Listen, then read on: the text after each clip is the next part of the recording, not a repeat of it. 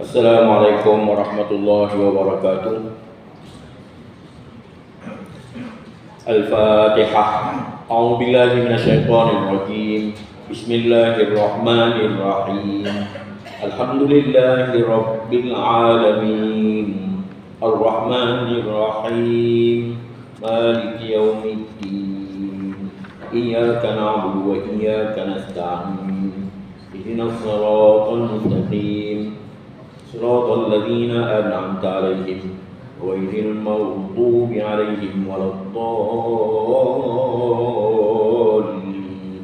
آمين. نحمده ونستعينه ونستغفره ونعوذ بالله من شرور أنفسنا ومن سيئات أعمالنا. من يهده الله فلا مضل له ومن يضلل فلا هادي له. نشهد أن لا إله إلا الله وحده لا شريك له وأشهد أن محمدا عبده ورسوله. سبحانك لا علم لنا إلا ما علمتنا إنك أنت العليم الحكيم. اللهم افتح علينا حكمتك وانشر علينا من خزائن رحمتك يا أرحم الراحمين. وصلى الله على سيدنا محمد النبي الأمي وعلى آله وصحبه وبارك وسلم. Yang dihormati Tuan Imam, seterusnya ahli jawatan kuasa Masjid Kampung Kuantan, Kelang, para hadirin, hadirat yang dihormati sekalian. Alhamdulillah, dengan izin Allah SWT serta taufik dayanya, dapat kita bertemu kembali dalam pengajian berkaitan dengan kitab Bimbingan Mukmin, iaitu satu-satunya kitab yang berkaitan dengan tasawuf, yang mana tasawuf ini dianggap sebagai pokok agama yang ketiga selepas daripada rukun Islam, rukun iman. Kemudian kita dituntut supaya mempelajari ihsan. Sebagaimana sabda Nabi SAW, anta abudallah ka'annaka tarahu fa illam takun tarahu fa innahu yarak. Kamu beribadat kepada Allah seolah-olah kamu lihat Allah. Kalau kamu tak lihat Allah, Allah lihat kamu. Jadi tajuk pengajian kita pada malam ini menceritakan tentang kecelaan ataupun kecelaan tentang ghurur ataupun terpedaya. Kita dituntut supaya jangan sampai terpedaya dengan kebesaran dan keagungan dunia, tapi bukan buang dunia, tetapi kita takut kita ditipu oleh dunia, ditipu dengan berbagai-bagai keadaan tertentu. Contohnya seperti tajuk pada malam ini, pembahagian orang-orang yang tertipu. Maknanya orang yang tertipu itu dibagi kepada beberapa bahagian. Dalam Bimbingan Mukmin ini, mereka itu terbagi kepada beberapa golongan. Orang yang tertipu di dunia ini terbagi kepada beberapa golongan, iaitu pertama, golongan orang yang mengutamakan ilmu syariat. Ilmu syariat berkaitan dengan hukum halal, hukum-hukum yang berkaitan halal, haram, makruh, sunat. Dan ilmu akal, ilmu yang berkaitan dengan logik, ilmu mantik. Tetapi malangnya mereka telah melalaikan gerak-geri dan kelakuan anggota badan.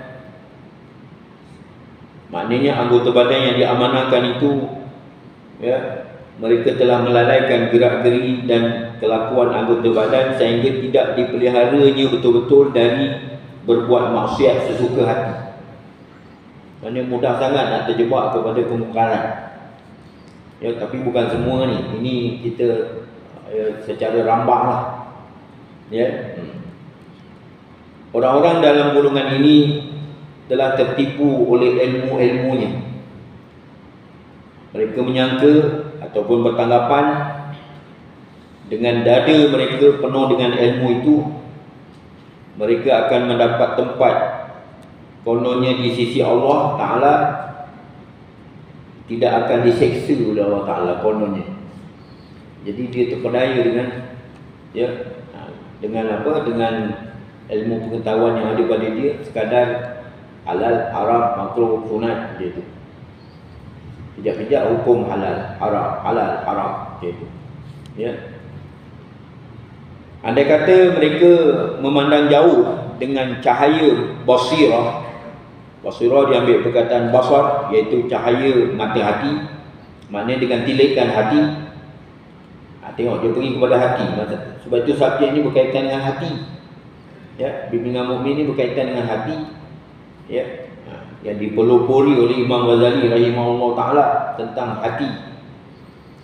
Andai kata mereka memandang jauh dengan cahaya basirah, cahaya mata hati, cahaya mereka akan menginsafi, rasa insaf bahawa ilmu itu bertujuan untuk mengenal perkara yang halal dan perkara yang haram.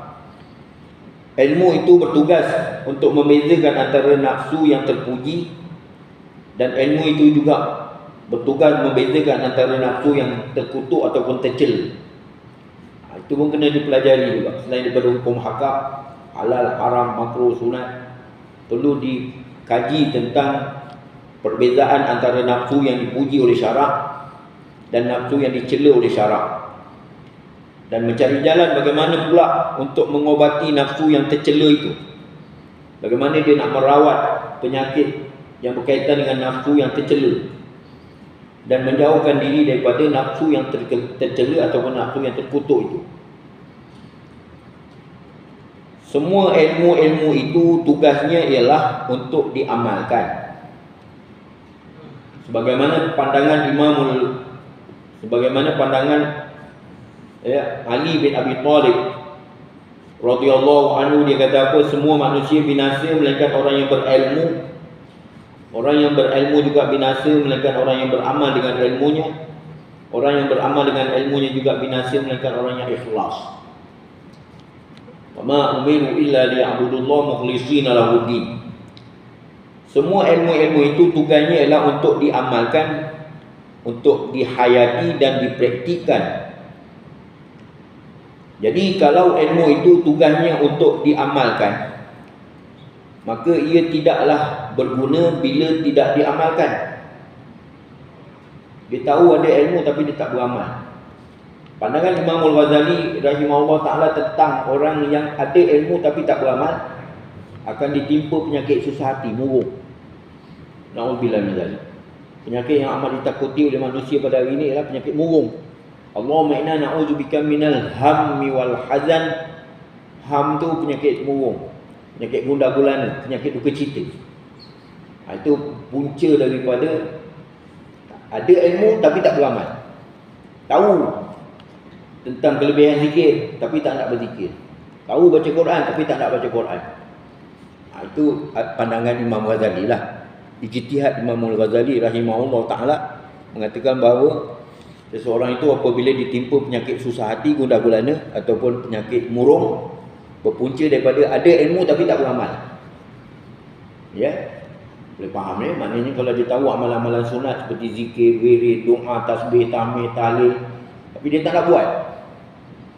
Apatah lagi kalau dia membid'ahkan benda tu. Na'udzubillah min zalik. Sebab itu jaga-jagalah. Jangan kita mudah mengondeng-ondeng dengan amalan-amalan yang kadang-kadang kita anggap benda tu alah sunat, buat dapat pahala, tak buat bukan berdosa pun. Jadi kita tak payah buat. Jadi masalah. Semua ilmu itu tugasnya ialah untuk diamalkan, untuk dihayati, untuk dipraktikan. Lebih-lebih lagi apabila kita berhadapan dengan Ramadan kan. Tak lama lagi, dalam lebih kurang dalam 20 hari kita akan berhadapan dengan Ramadan. Biasa kita sebut ihya' Ramadan, menghidupkan malam Ramadan sebagai latihan rohani, untuk kita terus beramal supaya amalan kita itu dapat dilaksanakan, dapat diteruskan, dapat diamalkan sehingga habis Ramadan pun Syawal, Zulqa'dah, Zulhijjah masih terus beramal dengan amalan Ramadan itu juga. Jadilah kamu orang yang terus beramal, bukan semata-mata bulan Ramadan saja. Jadi semua amal, semua ilmu itu tugasnya ialah untuk diamalkan dan dipraktikan. Jadi kalaulah ilmu itu tugasnya untuk diamalkan, maka ia tidaklah berguna bila ilmu itu tidak diamalkan. Dalam hal orang-orang yang berilmu pengetahuan tetapi tidak mengamalkan ilmunya itu, ada ancaman yang berat, sebagaimana firman Allah Subhanahu wa taala dalam surah Jumaat ayat 5. A'udzubillahi minasyaitonir rajim. Masalul ladzina hummilut taurata thumma lam yahmiluha kamathalil himar yahmilu asfara. Shadaqallahul azim. Perumpamaan orang yang dipikulkan kitab Taurat, lalu mereka tiada memikulnya, maksudnya tidak beramal dengan ajaran-ajaran Taurat, adalah seperti keldai yang memikul kitab-kitab yang tebal tetapi tiada mengerti isi kandungannya, tak tahu apa benda. Itulah dia diharap ke hulu, ke hilir, ke darat, ke baru, haram, tak tahu apa makna dalam, apa kandungan, iktibar, pengajaran yang ada dalam kitab Taurat ni. Kalau sebut Taurat ni bermakna ditujukan kepada keturunan Bani Israel, Yahudi dan Nasrani, iaitu ahli kitab. Ahli kitab itulah yang dikatakan kamasalil himar tadi. Agaknya dia dah rasa malu lah dirinya dipanggil himar oleh Allah Ta'ala dalam Quran. Lepas tu dijadikannya umat selain daripada dia semua jadi barang keldai himar. Itu mabda' Talmud, asas kitab Talmud yang ditulis oleh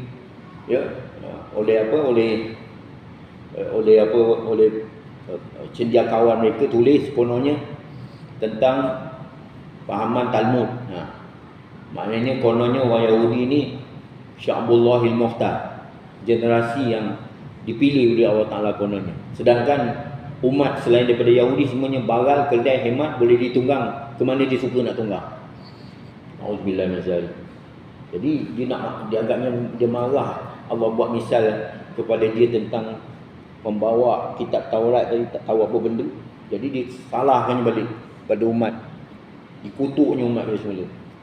Dibom lah sampai tumpah darah. Na'udzubillah min zalik. Dahlah sombong, takabur pula tu, bunuh Nabi-Nabi pula, Nabi Zakaria, Nabi Yahya. Lagi apa dia? Buat bencana di muka bumi, kerosakan. Itulah sikap dia. Jadi peristiwa itu berlaku pada kaum Bani Israel, terdiri daripada keturunan Yahudi dan Nasrani, iaitu ahli kitab. Semoga umat Islam tidak terjebak dengan pahaman seumpama itu. Ya, itu. Bukankah itu sebesar-besar penghinaan bila manusia diumpamakan seperti keldai oleh Allah Subhanahu Wa Taala yang buat misal ni? Kadang-kadang Allah buat misal, innallaha la yastahi an yadriba mathalan ma ba'udatan wa ma fawqaha. Allah Taala tidak malu untuk membuat sesuatu contoh, seperti nyamuk dan lebih besar daripada nyamuk, boleh. Tapi mereka ini mengutuk misal yang Allah buat seperti nyamuk tu. Kutuk misal yang Allah buat nyamuk. Kenapa buat nyamuk? Kecil nyamuk. Buatlah dinosaur ke apa ke, benda-benda besar, gajah ke. Digendah-gendahkannya, dipandangnya Allah Ta'ala tu buat misal nyamuk. Alah, nyamuk kecil aja. Rupa-rupanya dia yang jadi nyamuk. Nyamuk tiruk. Disedutnya minyak Tok Arab habis semua. Lama-lama dia sampai melohut spender Tok Arab kerja ni. Mak, itu nyamuk tiruk nama. Dia kutuk selama ni misal yang Allah buat, rupanya dia yang jadi benda yang dikutuk tadi. Iblis begitu juga. Iblis yang putus asa daripada rahmat atau mula kesian Allah Ta'ala, tak mau sujud pada Nabi Adam kerana sombong dan takabur. Betul tak? Kerana hasad dia pada Nabi Adam. Satu peristiwa berlaku ketika dia beribadat kepada Allah Ta'ala sebagai abid. Tidak ada satu jengkal pun alam maya ni yang tidak ada kesan tempat sujud dia. Iblis ni, Azazil ni, akhirnya bila dia nampak pada depan pintu syurga tulis a'udzubillahi minasyaitonir rajim, perkataan syaitan tu dikutuk, dia laknat, dia maki hama, dia apa. Lama-lama peristiwa kejadian Nabi Adam suruh sujud pada Nabi Adam, dah tak ada sujud. Rupanya selama ni dia kutuk perkataan syaitan tu, dia rupanya Diri dia sendiri dia kutuk. Na'udzubillah min zalik. Nampak? Begitu juga misal yang kita bacakan pada malam ini, masalul ladzina humilut taurata thumma lam yahmiluha kamathalil himari yahmilu asfara, juga perumpamaan orang-orang yang dipikulkan kitab Taurat lalu mereka tiada memikulnya, lalu mereka itu tidak beramal dengan ajaran-ajaran Taurat, adalah seperti keldai yang memikul kitab-kitab tebal tetapi tiada mengerti isi kandungannya. Bukankah ini sebesar-besar penghinaan yang dibuat oleh Allah Ta'ala bagi manusia yang diumpamakan seperti keldai? Ditanya soalan kita, jawablah sendiri. Itulah jawapannya. Satu penghinaan sebenarnya. Bila kita sombong, takabur terhadap diri kita sendiri, kita kata kita kononnya kita alim, orang lain semua bodoh, jahil. Na'udzubillah min zalik. Tak boleh ya. Biar kita merendah diri. Ya. Saya ni jahil, saya ni bodoh, saya tak kerti, tak pandai nak ceramah. Kata kau nak ceramah. Rendahlah diri dulu, tawaduk. Mengarang buku gitu juga kadang-kadang. Bila karang buku, ya, belilah buku saya. Buku saya yang paling hebat. Buku orang lain semua tak hebat. Ya. Lepas tu, ya, kalau orang zaman dulu tak ada. Zaman dulu orang dulu mengarang, inilah kitab yang ditulis oleh hamba yang hina-dina. Ya, kalau terdapat kesilapan, silalah ditegur macam itu. Ini tak ada, sombong. Na'udzubillah min zalik. Kadang-kadang ilmu yang dituntut itu, kalau di atas niat semata-mata bukan kerana Allah Ta'ala, ilmu yang dituntut tu atas dasar mendapat pangkat, kedudukan dan kemuliaan sehingga puji-pujian. Na'udzubillah min zalik. Takut bila meninggal dunia ditimpa dengan su'ul khatimah. Allahumma inna nas'aluka husnul khatimah wala takhtim alaina bisu'il khatimah. Sebab itu ilmu yang kita belajar, ilmu bimbingan mukmin, kitab bimbingan mukmin, ilmu tasawuf, dikatakan ilmu kaum. Ketika di zaman Ghazali, Imam Ghazali dia kata ini ilmu kaum. Siapa yang tak menuntut ilmu kaum ini, ditakuti dia meninggal dunia dalam keadaan su'ul khatimah. Sedangkan ya, dia tak sedar yang dia tu su'ul khatimah. Na'udzubillah min zalik. Yang kedua, orang yang mengukuhkan ilmunya serta beramal, ini pula orang yang mengukuhkan ilmunya, menimba ilmu sedalam-dalamnya ilmu serta beramal. Mereka sering mengerjakan amal taat yang zahir seraya menjauhi pula segala maksiat. Boleh dia boleh menjauhkan diri daripada maksiat dengan sebab amalan yang zahir tadi. Cuma hanya cacatnya mereka ini lalai menipiskan hati mereka agar dikikis daripadanya segala sifat-sifat yang tercela. Contoh seperti takabur.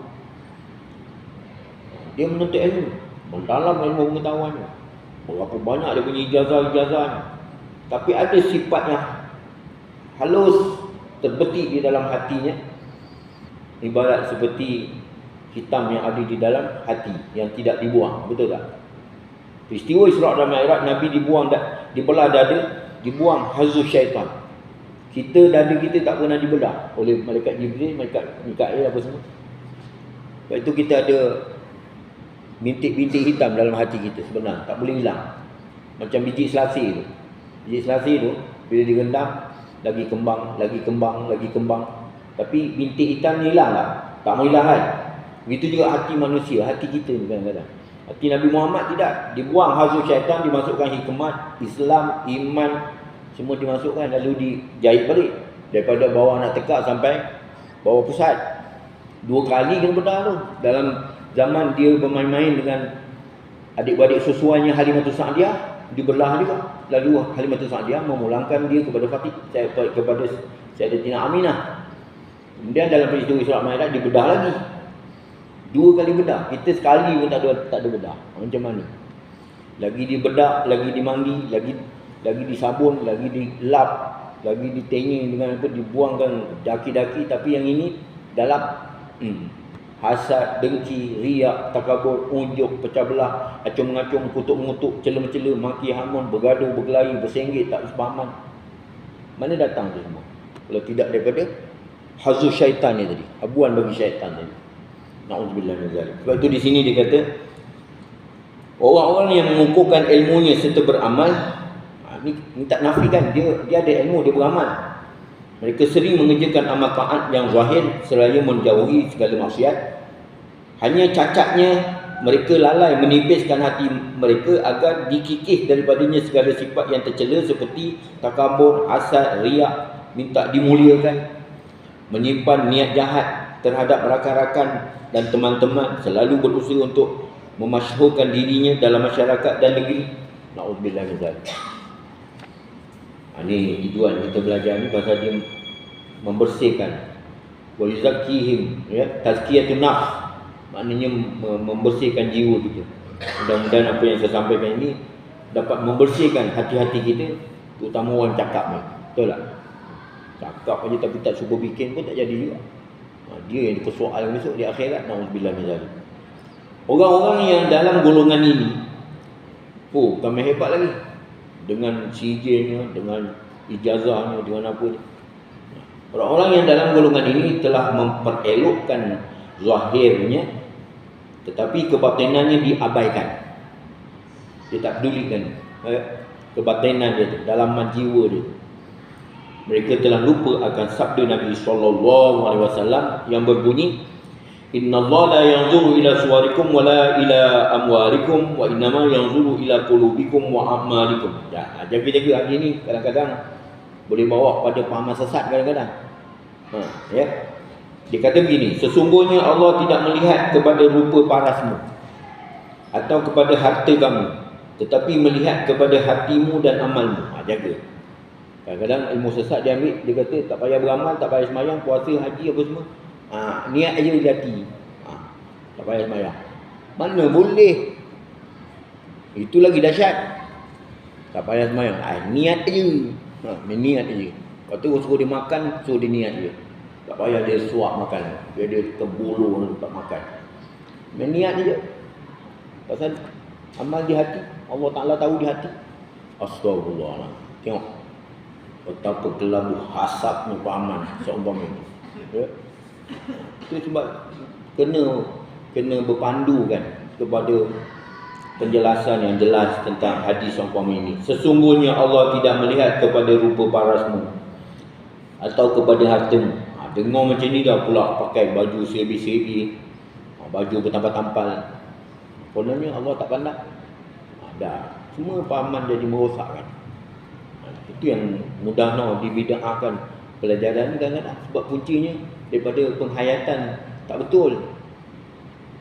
Jadi sesungguhnya tidak melihat kepada rupa parasmu dan kepada hartamu, tetapi melihat kepada hatimu. Itu berbalik kepada apa yang disebut oleh Sayyidina Ali tadi. Semua manusia binasa melainkan orang yang berilmu. Orang berilmu binasa melainkan orang yang beramal dengan ilmunya. Orang yang beramal dengan ilmunya melainkan orang yang ikhlas. Ya, jadi bukan bermakna tak payah beramal, bukan bermakna tak payah menuntut ilmu. Ikhlas je. Tak boleh, mesti ya, bermula daripada ilmu juga. Mereka ini telah menjaga amalan tetapi mengalpakan, melalaikan hati. Padahal hati itulah yang asal dan yang punca keselamatan diri manusia. Pada hati tu yang nak jaga. Qad aflaha man zakkaha wa qad khaba man dassaha. Sesungguhnya mencapai kejayaan orang yang mengilau jiwa dia. Kilau jiwa tu daripada sifat-sifat mazmumah yang tercela tadi. Hasad, dengki, riak, takabur, bersihkan. Ya. Wa qad khaba man dassaha, dan binasalah orang yang mengotori jiwa dengan penyakit, ya, sifat mazmumah ataupun yang tercela. Mereka itu telah menjaga amalan tetapi mengalpakan hati. Padahal hati itulah yang asal dan yang punca keselamatan diri manusia, kerana seseorang itu tidak akan terselamat kecuali jika ia menemui Tuhannya dalam keadaan hati yang sejahtera. Betul tak? Ya ayyatuhan nafsul mutmainnah, wahai jiwa yang tenang. Jiwa tu nak tenang, tak boleh menggelabah, tak tuara. Ya, jadi kena tenang. Sebelum mati pun dah tenang lah. Belum meninggal dunia dah tenang lah. Jangan sebelum meninggal dunia pun dah melapar tanpa warak. Orang mengacung ucap pun datang warak. La ilaha illallah. Kalau orang nak kecepak. Ke mana? Nak menjawab kalimat la ilaha illallah tak boleh. Orang aja la ilaha illallah. Kat depan rumah tu ada tujuh batang kelapa, belakang rumah ada 7 derit kelapa. Tu. Orang ngajung ucap dengan syahadat. Macam mana? Dah menggelabah tanpa orang. Tak ada tenang. Yauma la yanfa'u malun wala banun illa man atallaha biqalbin salim. Pada hari yang tidak manfaat lagi harta dan anak pinak, melainkan bertemu Allah Taala dengan hati yang penuh dengan kesejahteraan. Itu berdasarkan kitab ni, ya. Kita tengok. Mereka ini telah menjaga amalan tetapi mengalpakan hati, melalaikan hati. Pada hal hati itulah yang asal dan punca keselamatan diri manusia, kerana seseorang itu tidak akan selamat kecuali jika ia menemui Tuhan dalam keadaan hati yang sejahtera, bersih dari segala kekotoran. Qad aflaha man zakkaha wa qad khaba man dassaha. Yatlu alaihim ayatihi wa yuzakkihim. Dibacakan ayat-ayat Allah kepada mereka itu, wa yuzakkihim, dan dimurnikan, dikilaukan, dipolish jiwa itu sampai jadi metalik. Kereta kita tu kalau takat basuh je lah, baharah je. Kalau dipolish, kemudian kena memancar cahaya matahari, itu baru betul jiwa tu. Itu yang dididik oleh Nabi SAW, para sahabat di Makkah Mukarramah satu ketika dahulu. Misal lain yang sama dengan perkara di atas yang kita terangkan tadi ialah misal yang lain ialah keburukan yang kelihatan pada zahirnya indah. Keburukan, ya. Misal lain yang sama dengan perkara di atas yang kita terangkan tadi ialah misal keburukan yang kelihatan pada zahirnya indah, terpelihara dengan baik, tetapi di dalamnya terdampar bangkai yang telah busuk. Mana dalam hati tak betul, hati dah menyeleweng. Na'udzubillah min dzalik. Yang ketiga, golongan yang ketiga, masalah tertipu daya ni, ya. Tertipu daya dengan apa, orang kata apa, syok sendirilah. Tertipu daya, ya, dengan keseronokan sendiri. Tak ada berpandu kepada, ya, pedoman, ya, ilmu yang berkaitan dengan tasawuf, kejernihan jiwa, hati. Yang ketiga, segolongan lagi orang yang hanya mementingkan ilmu-ilmu perbicaraan, dialog, berdebat, ya, di bidang kehakiman dan pengadilan, serta soal-soal yang berkaitan dengan urusan-urusan keduniaan dalam memutuskan perkara-perkara yang dipertelengkahkan untuk maslahah orang ramai. Jadi mereka ini mengkhususkan, menentukan ilmu fiqh untuk melengkapkan diri mereka.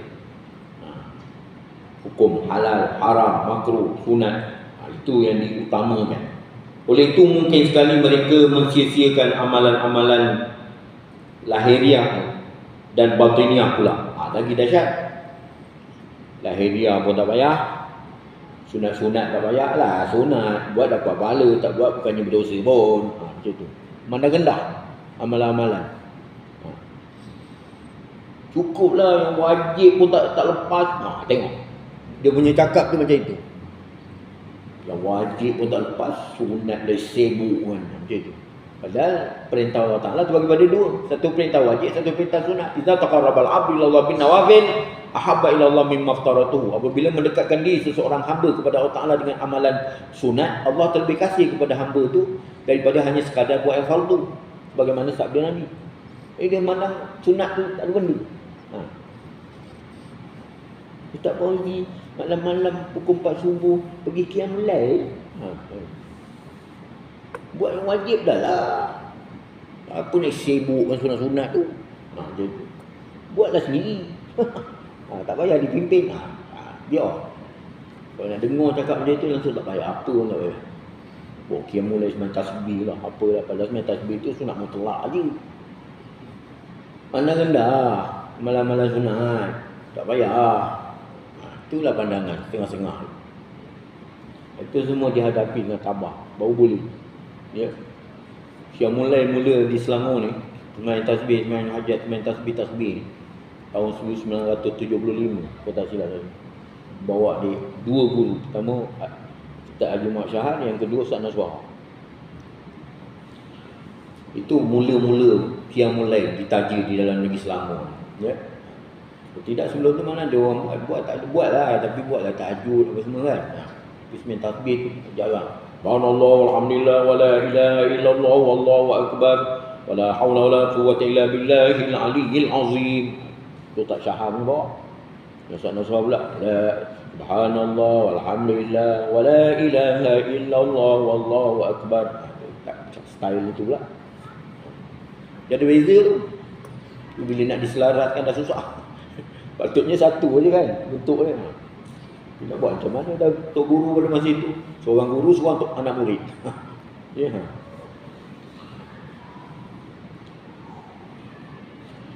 Jadi segolongan orang yang hanya mementingkan ilmu-ilmu perbicaraan, dialog, berdebat, ya, di bidang kehakiman dan pengadilan, serta soal-soal yang berkaitan dengan urusan keduniaan dalam memutuskan perkara-perkara yang bertelingkah untuk maslahah orang ramai. Mereka ini mengkhususkan ilmu fiqh untuk melengkapkan diri mereka.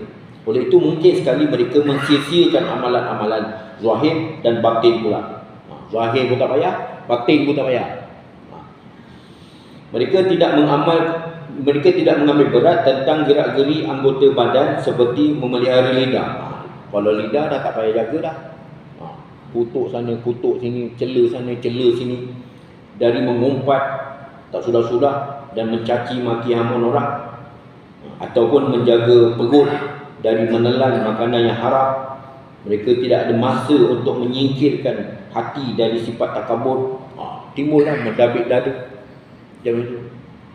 Akulah yang pandai, akulah yang paling hebat, akulah paling boleh menegakkan hujah dan dalil. Hasad, dengki, riak dan sifat-sifat lain yang membinasakan diri. Orang ini lebih dahsyat dari keadaannya sebab mereka tertipu dari dua sudut. Dari sudut amal tertipu dan dari sudut ilmu pengetahuan pun tertipu juga. Ada ilmu tapi tak dapat diamalkan. Dia lebih suka berdebat, dialog. Lepas tu dia jadi macam orang kata apa? Asyik menyalah aje lah. Salah. Tak ada yang betul. Semuanya salah. Ini satu jenis. Beramal dah tentulah tak payah. Ya, itu zahirnya. Hati pula dah tak betul, penuh dengan riak, takabur, ujub, akulah paling hebat. Itu berlaku betul tak? Tapi saya tak sebutlah nak kenen-kenen mana-mana, tak payahlah. Itu fikir sendirilah kan. Dalam Quran pun dia umum aja kan. Tapi tuan-tuan boleh tengok pada hari ini, betul tak? Orang yang nak menegakkan percaturan kadang-kadang dalam kehidupan, dia nak menegakkan dia je yang betul, orang lain semua tak betul. Pun ada juga pengadak. Kalau betul pendirian tu tak apalah. Ini kalau dah bercanggah dengan syarak macam mana? Na'udzubillah min zalik. Kemudian dia pecahkan di sini tentang orang yang ketiga ni pula. Dia kata apa? Yang mengenai sudut amal, katakan. Jadi aspek amalan lah katakan ya. Kami telah pun menerangkannya di halaman-halaman sebelum ini, ataupun fakrah ataupun peringatan-peringatan sebelum ini, bagaimana manusia boleh tertipu dalam amalannya. Contoh, misalnya seperti seorang pesakit yang mempelajari bagaimana mengadun ubat dan membancuh ubat. Kemudian dia berusaha pula untuk mengajarkan cara-cara membancuh ubat ataupun mengadun ubat itu kepada para pesakit lain. Tetapi bagi dirinya sendiri dia telah lalai untuk menggunakan atau meminumnya ubat itu. Apakah itu boleh menyembuhkan penyakit atau mengurangkan barang sedikit dari penyakit yang ditanggungnya? Macam mana ni? Dia buat rawatan. Ya.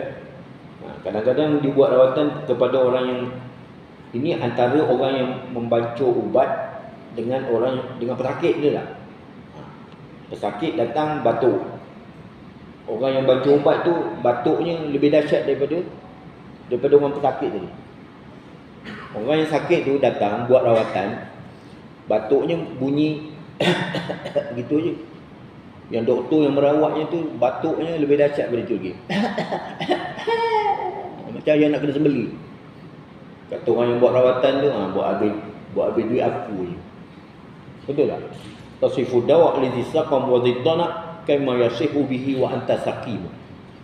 Kamu nak merawat penyakit orang tapi kamu sendiri sakit. Lebih teruk daripada orang yang dibuat rawatan ni. Itu misal dalam makna tu kan. Kalau kita pandang betul-betul lah. La tanha an khuluqin wa ta'tiya mislahu arun 'alaika idza fa'alta 'azim. Ya. Engkau melarang orang daripada melakukan perbuatan yang dilarang oleh syarak. Tiba-tiba kamu sendiri melakukan perbuatan. Macam mana? Kamu menyipatkan ubat ni bagus. Sedangkan kau lebih teruk daripada orang yang buat rawatan. Inilah cerita. Alangkah mustahil perkara yang dilakukan oleh pesakit ini. Sewajarnya ia menggunakan obat itu dan meminumnya, meskipun betapa pahit obat itu, supaya ia terjauh daripada bahaya penyakit dan segera sembuh. Patutnya. Adapun terpedayanya di sudut ilmu pengetahuan pula, memang dia bergulung-gulung sigil, bergulung-gulung dengan syahadahnya, dengan apa semua. Dia pandai berdialog, bukan main lancar lagi berkata-kata. Adapun terpedayanya di sudut ilmu pengetahuan kerana ia hanya rasa cukup dengan ilmu-ilmu yang berkaitan dengan urusan keduniaan semata-mata. Dia belajar tu ilmu yang berkaitan dengan keduniaan semata-mata. Lalu dia menjangka ataupun meramalkan itulah juga ilmu akhirat. Dia kata dia belajar ilmu dunia tapi dia ingat dia dah belajar dah ilmu akhirat dah. Tak payahlah belajar ilmu akhirat. Dia pun mula meninggalkan Al-Quran. Dia pun mulalah meninggalkan hadis-hadis Nabi. Dan ada kalanya dia melampaui pula lebih hebat daripada Quran dan hadis, sehingga berani mencela para muhaddisin, perawi-perawi hadis. Kutuk Imam Bukhari, kutuk Imam Ghazali, macam itu. Sampai ke peringkat macam itu. Kutuknya ulama-ulama yang muktabar lah, yang berautoriti, seperti Bukhari, Muslim, Nasa'i, Tirmizi, Abi Daud, Ibnu Majah. Nauzubillah min zalik. Dituduhnya orang-orang itu hanya pandai menyampaikan cerita-cerita dan membawa berita saja, tetapi mereka tidak mengerti apa-apa kononnya. Dikutuk ulama Imam Bukhari itu apa dia? Alah, Imam Bukhari macam kita juga, buang yang besar, buang yang kecil juga. Dia bukan malaikat pun. Lah, dia menang-genang. Macam itu. Oleh kerana terpedaya dengan ilmu-ilmu keduniaan semata-mata, maka ia pun meninggalkan ilmu-ilmu dalam bidang akhlak dan menghilangkan ataupun mengabaikan ilmu yang berkaitan dengan budi pekerti, akhlak. Ia tidak mempelajari ilmu tauhid, ilmu mengesakan Allah Ta'ala, yang membicarakan tentang zat Allah Ta'ala. Langsung tak timbul di mulutnya tentang kebesaran dan keagungan Allah, kehebatan Nabi Muhammad, tak ada. Dah mula dah terabai. Mengenal kebesaran dan kemahaagungan Allah SWT, sehingga tertanam dalam hatinya perasaan takut, ya, sehingga tertanam dalam hatinya perasaan takut kepada Allah Ta'ala. Itu maknanya sehingga tu, maknanya kesudahan daripada keadaan dia macam itu, sehingga tak ada langsung, ya, tertanam dalam hatinya perasaan takut kepada Allah Ta'ala. Dia tak takut dah. Hingga tertanam dalam hatinya perasaan, ya, hilang. Hatta tu dengan makna kadang-kadang hilang langsung ketakutan dia kepada Allah Ta'ala. Begitu juga hilang perasaan hebat dan khusyuk terhadap Allah Ta'ala, yang akan menelurkan sifat takwa di dalam hati. Tak ada lagi. Tak ada rasa takut pada Allah Ta'ala, tak ada rasa gerun pada Allah Ta'ala macam itu. Sebenarnya asal ilmu itu ialah mengenal zat Allah Ta'ala.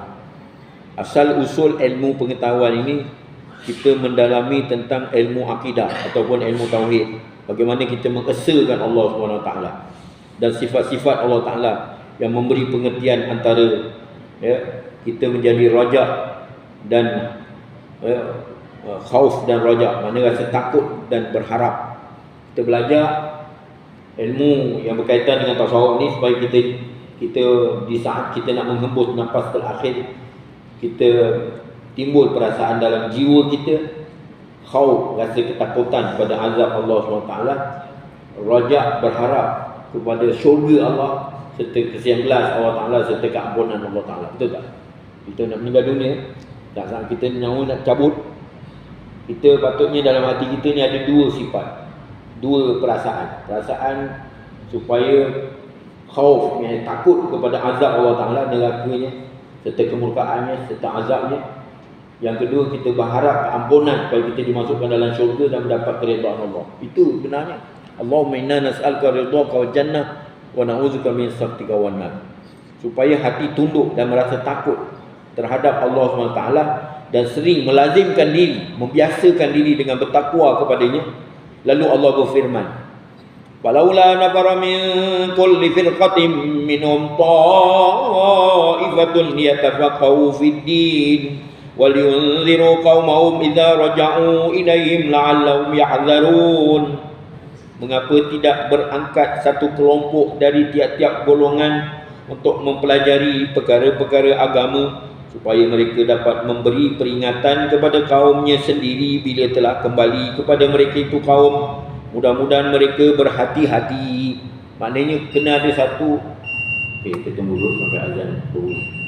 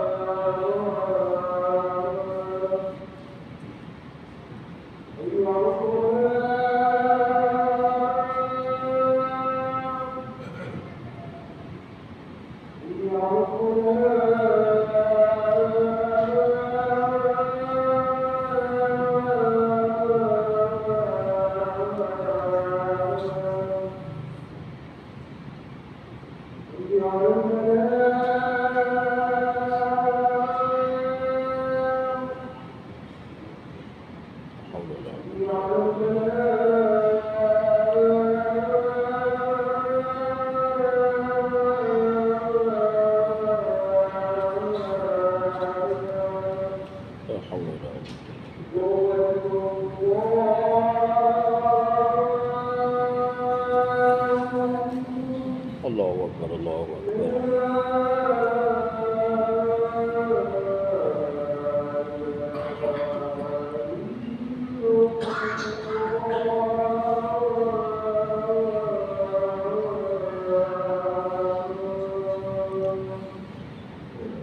La ilaha illallah, la ilaha illallah, wa ta'ala na'budu wa sallallahu ala sayyidina Muhammadin wa sallallahu alaihi wa sallam wa syarafa wa darajatan abdi tarafi'ah. Hadirin yang dirahmati sekalian, pada ayat dalam surah Taubah ayat 122, mengapa tidak berangkat satu kelompok dari tiap-tiap golongan untuk mempelajari perkara-perkara agama? Ini segelintir daripada manusia yang duduk dalam sesuatu qaryah dituntut keluar daripada kampung untuk pergi belajar menuntut ilmu agama, supaya mereka dapat memberi peringatan kepada kaumnya bila telah kembali kepada kaum ataupun balik pada qaryah ataupun kampung halaman. Mudah-mudahan mereka berhati-hati, ya. Dan ilmu yang boleh memberikan peringatan kepada manusia bukanlah ilmu dari jenis, ya, jenis yang kita sebutkan tadilah, ya, menjadi sombong, takabur, ya.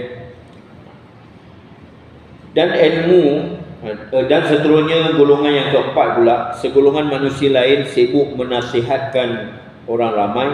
Ini satu golongan yang lain pula, yang keempat.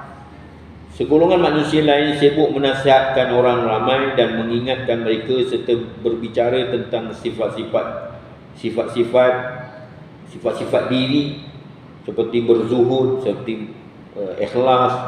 Namun begitu, diri sendiri dikelubungi oleh sifat tipu daya, ghurur atau terpedaya.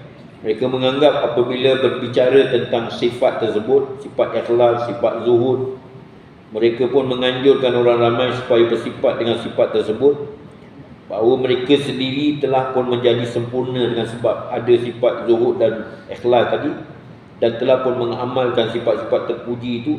Padahal yang sebenarnya mereka sama sekali sunyi dari sifat-sifat itu di sisi Allah Subhanahu Wa Taala. Nauzubillah min zalik. Disebabkan apa yang mereka kerjakan itu adalah semata-mata kerana mengejar pangkat, nama, kedudukan. Kemudian mereka tidak luput dari hasad, dengki terhadap rakan-rakan yang sama seusaha dengannya. Mereka marah-marah kalau ada orang yang memuji orang yang bersaingan dengannya. Rasa cemburu, rasa tak tenteram jiwa. Kononnya kalau ada orang lebih daripada dia, dan usaha itu dijadikan pula asas untuk mengumpul harta dunia, maka sikap yang seumpama ini adalah lebih berat terhadapnya. Tak ada orang yang melakukan sifat seumpama ini. Ini yang keempat, ya. Yang kelima, saya ambil sikit masa dalam 2-3 minit. Yang kelima, segolongan manusia pula cukup dengan sekadar menghafal ucapan-ucapan para zahidin ataupun orang-orang yang zuhud dengan hujah-hujahnya mengenai masalah dunia yang tercela, terkutuk. Ditanamnya bibit-bibit kebencian terhadap dunia sehingga orang habis tinggalkan dunia, campak habis, ya, barang-barang dunia ni seperti TV, radio, ya, kemudian apa lagi, kapet terus mayang apa semua campak dan begitu itu buang kerana nak zuhud. Sampai begitu sekali dia punya fahaman dia macam itu. Yang dihafalnya ialah kata-katanya saja tanpa mengerti maksud dan tujuan, ya, ulama-ulama zuhud tadi ataupun hujah-hujah mengenai masalah dunia yang tercela tadi. Sekalipun di pasar pun dia sanggup berhujah dengan teman-teman dan kawan-kawan walaupun berada di pasar. Orang-orang ini pula mempunyai sangkaan, dia sendiri syur sendiri, prasangka dia bahawa siapa yang menghafal ucapan-ucapan para zuhud ataupun para zahid tadi tentu akan bahagia dan mencapai maksud, ya, utama dalam kehidupan, dan segala dosanya terampun tanpa susah payah lagi untuk membersihkan batinnya, dalamannya, hatinya, jiwanya dari segala maksiat. Jadi nyatalah terpedaya golongan ini lebih dahsyat lagi dari terpedaya golongan sebelumnya. InsyaAllah akan datang kita sambung golongan yang ke-6, ya, ada satu lagi tertinggal, InsyaAllah kita sambung. Jadi kita tangguhkan dahulu pada pelajaran yang akan datang tentang tajuk berkaitan dengan pembahagian orang-orang yang tertipu daya ataupun orang yang ditimpa dengan penyakit ghurur ataupun tipu daya. InsyaAllah akan datang kita sambung lagi. Wabillahi taufiq wal hidayah. Assalamualaikum warahmatullahi wabarakatuh. Bismillahirrahmanirrahim. Alhamdulillahirabbil alamin. Wassalatu wassalamu ala asyrafil anbiya'i wal mursalin wa ala alihi washabihi ajma'in. Allahumma anfa'na bima 'allamtana. Allahumma waffiqna lima tuhibbu wa tarda waj'alna min ibadika shalihin. Allahumma inna ala dzikrika wa syukrika wa husni ibadatik. Allahumma afina min kulli bala'i dunya wa 'adzabil akhirah. Warfa' 'anna al-bala' wal waba' wal bala' wal riya' wal zina wal hawa' wal fahsya'. ما ظهر منها ما بطن عن بلدنا هذا خاصة عن بلدان المسلمين عما برحمتك يا أرحم الراحمين. اللهم إنا نعوذ من جهل البلاء ودرك الشقاء وسوء القضاء وشماتة الأعداء. اللهم إنا نعوذ من البرص والجنون والجذام وبئس الأسقام. ربنا عليك توكلنا وإليك أنبنا وإليك المصير. سبحان الله وبحمده سبحانك اللهم وبحمدك أشهد أن لا إله إلا أنت نستغفرك ونتوب إليك. بسم الله الرحمن الرحيم والعصر إن الإنسان لفي خسر إلا الذين آمنوا وعملوا الصالحات وتواصوا بالحق وتواصوا بالصبر. صلى الله على محمد وعلى آله وصحبه وسلم. الحمد لله رب العالمين. تقبل الله منكم.